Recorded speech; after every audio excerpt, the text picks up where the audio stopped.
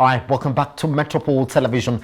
Gabriel, let's end that conversation for Centum's plan now to get into that share buyback and that particular area. And I just want us to look at exactly how their share price has moved on since November up to where we are right now. That 12% shading of that share price. I mean, they've made good announcements. What we do know now is that Centum subsidiaries can actually get to borrow on their own without relying on the general Centum investment. Yes, that's one thing that can excite the market. And also, this share buyback, you like to think it also excite the market from strategic investors. It has not, Gabriel. So that's what we're looking at, that share price movement. If only you could actually show us that again on exactly how their share price movement has been, and from November 9th all the way to December, where we are right now, a massive shade off, 12%. Gabriel, why? I mean, you like to think the market will be excited when Centum is making all these announcements. I think there are also some external factors. For example, there's now a perception about debt-driven real estate investment. Yes. I think that's flowing from challenges that we've seen with other companies in the market, Saiton and other companies that have been in real estate and have not done well because of being primarily debt financed. Then again, there's the complexity of the debt structures that Centum has. Yes. Yes, probably you and I can understand them, but then very few retail investors can understand the debt structures that Centum has.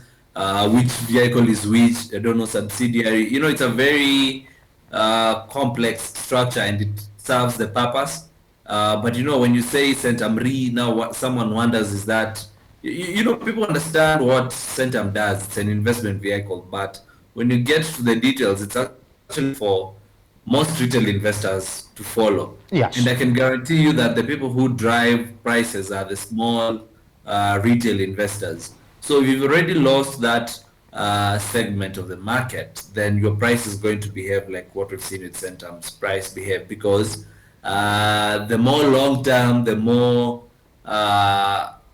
maybe the ones who actually understand the structures that you're putting in place, debt, capital, tax structures, they're long-term investors, so they buy and hold. So like I said again, price discovery is driven by the short-term investors. So they're not achieving, it's not working favorably for them. Pretty much. All right, Abraham, let's close it then. When you look at the exposure points for Centum in terms of the projects that they are in, what will be your outlook for Centum? It's hard to tell, to be quite honest. For me, as I've mentioned those three projects, Amu, Akira, yes. Two Rivers. Yes. That for me worries me. But given that I don't sit with them, but from where I sit, I think for me, a fresh model. Fresh model. He's urgently needed. Pretty much. All right, let's move on to the last issue that we have for you this morning. Now, KQ recovery from the disruptions of the COVID-19 pandemic has prompted Kenya Airways KQ employees, led by the Pilots Union, to demand the reinstatement of their salaries to 100%. In a memo addressed to KQ's Chief People Officer, Evelyne Munyoki, Kenya Airline Pilots Association, Kalpa, wants the airline to pay them full salaries, saying that the carrier has recorded improved performance and business in the last few months. Now, this demand comes even as KQ's net loss for the first 6 months of 2021 for the period that ended June was 11.49 billion, which was a 19.8% reduction from the 14.33 billion under the same period under review a year earlier. KQ workers are currently getting paid between 70 to 95% of their monthly pay, with KQ promising to settle the balance once it offsets accrued payments to lenders and suppliers towards the end of this month or early next year. Now, Kenya Airways Chief Executive Alan Kilavuka has, however, stood his ground, saying that in as much as he wants to take the payment of staff salaries to 100%, the company is still grappling with the effects of the COVID-19 pandemic. This new development comes a few months after KQ withheld the March salaries for its pilots who were demanding smaller pay cuts. The KQ Director of Operations, Paul Njoroge, saying that the pilots' salaries for March will not be remitted until they dropped their demand. Wow. All right, let's look at exactly where KQ have been in the first 6 months of this year. And we're looking at that period from Jan to June this year. And you will see, even if you go back all the way to 2019, you will see exactly where they were. Now, that's exactly where Kenya Airways lost before tax trend, Jan to June, that 11 billion. But again, it will be lesser compared to what they were in 2020 when they closed that period at 14 billion shillings in terms of that loss-making trend. Now, let's talk about that. Gabriel, two things. We are not part of that Pilots Association, Kalpa. For us, we're looking at exactly the things that are going around KQ, and I will begin like this.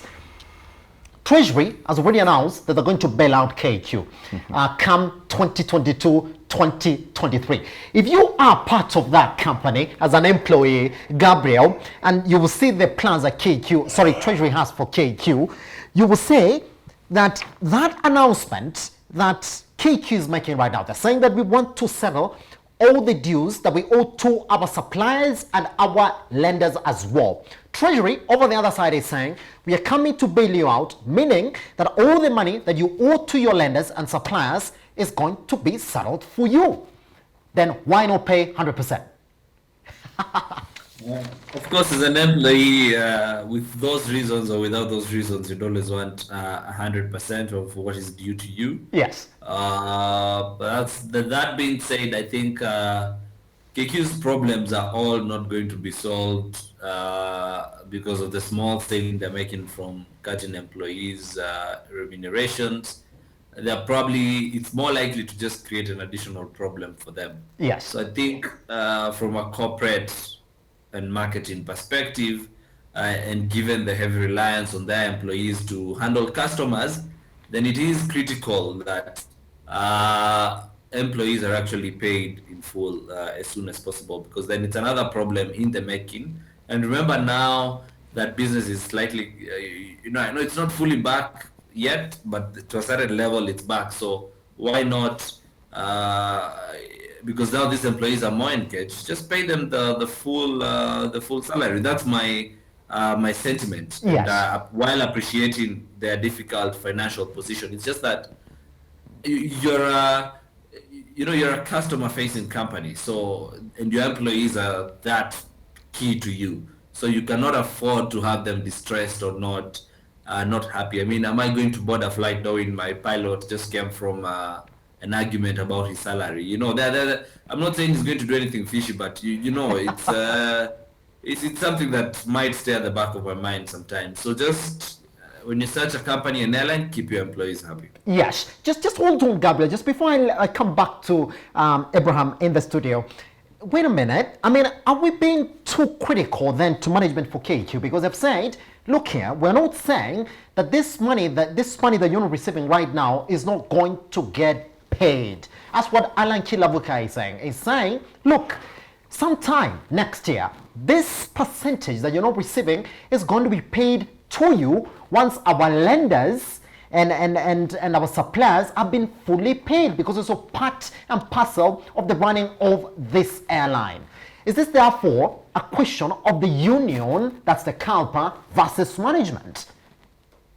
I think that position, of course, makes it much better for the employees, knowing that it's just delayed. Yes. It's not that you're not going to receive it.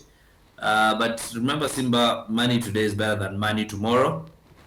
So that's one. Money today is better than money tomorrow. And then what's the other thing is that you might want to leave the company. What happens? Are you going to keep calling them to follow up on your money, etc.? So there are quite a few questions that then employees would have as they consider to make that decision. So the union is really to fight for the best. Management, of course, is to fight for something different, yes. That being the company. And I think they'll find a middle ground, but they should sort of try and achieve it as soon as possible. But like I said, employees are very key to KQ. KQ should really try and keep them as happy as possible. Pretty much. Now, Abraham, let's look at it therefore. I mean, they closed 2020 at 14 billion shillings loss. Well, if you look at where they are right now, the first 6 months of this year, that loss-making trend is reducing. That now they're at 11 billion, and there could be light at the end of the tunnel, because the other news that we got from KQ is that they're actually recalling back the other stuff that they let go back in 2020 because business is looking up.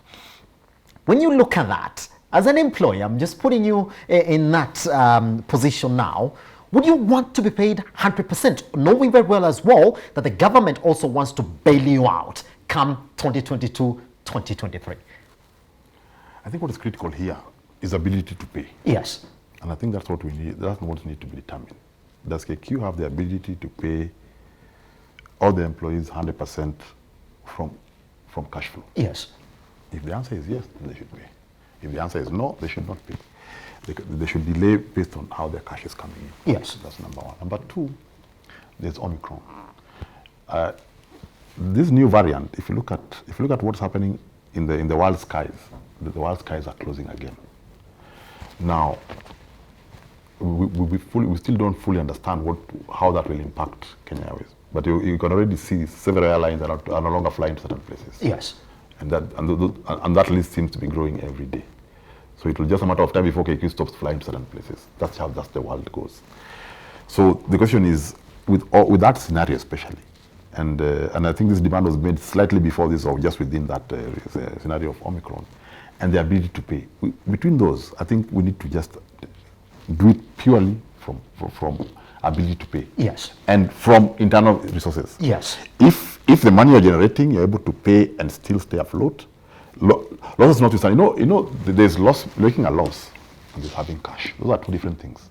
You can be loss-making, generating cash. You can be profit-making and not making cash. Those are two different things. Yes. So if they have the cash to pay, let them pay. Because my colleague is right. These are guys who, especially the pilots, who are highly trained. Yes. Who take 400 people up in the air and bring them down. So that's somebody you want to keep very happy, you see. So at the end of the day, if KQ has that ability, then fine. If at all they don't have, but they are promising something, then I think let's wait. Because again, also, you don't want to get paid today and have nothing tomorrow. Yeah. Pretty much. So when you look at exactly where the teeth is now, it looks as if the employees feel they should come fast before any other outside party, the lenders and the suppliers as well. Is that who should come first when? Because KQ is not saying there is no cash. KQ is saying, well, there is cash for you, our lenders, and our suppliers as well. So we gotta divide it. Yeah, and you see that priority is what needs to be revised. No, not revised, but looked at critically. Yes. Because if you pay your employees and don't pay your lenders, you'll not last very long. That is the truth of the matter. Because yes. Your lenders will come in and do very drastic things when they come in. Yes. So that's something. The ranking, who gets passed. If you don't pay your suppliers, then you not have anything to give on board. You not have fuel. So it's a very, very dicey situation. And I think it is better. I think they all work together and talk to each other than at each other. Pretty much. All right, that's exactly what we have for you this morning. You can take us online at Metropole TVKE across all your social media platforms. This morning, we were talking about issues Centum, KQ, and investments as well within the economy. Hashtag Business AM. My name is Simba Elijah Charles Kanga. Abraham, always good to have you around, sir. Thank you. Gabriel, thank you very much for joining us this morning, sir. No, Karibu. All right. Good morning.